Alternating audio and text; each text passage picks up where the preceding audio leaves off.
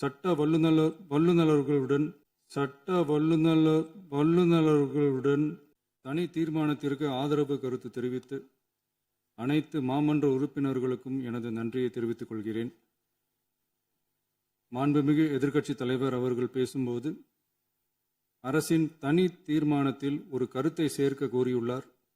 அது குறித்து கீழ்கண்ட கருத்தினை பேரவைக்கு தெரிவிக்க விரும்புகிறேன். மேகதாது பிரச்சினை சம்பந்தமாக எனது தலைமையில் 26/5/2026 அன்று மேகதாது பிரச்சினைக்காக பிரத்யேகமாக தனி நடுவர் மன்றம் அமைப்பது குறித்து சட்ட வல்லுநர்களுடன் கலந்தாலோசித்து தனி நடுவர் மன்றம் அமைக்க ஏற்கனவே தேவையான சட்ட நடவடிக்கைகள் எடுக்கப்பட்டு வருகின்றன. எனவே எதிர்க்கட்சித் தலைவரால் அளிக்கப்பட்ட கருத்தினை 4வது பத்திக்கு அடுத்து கூடுதலாக சேர்க்கலாம் என மாண்புமிகு பேரவைத் தலைவர் அவர்களை கேட்டுக்கொள்கிறேன்.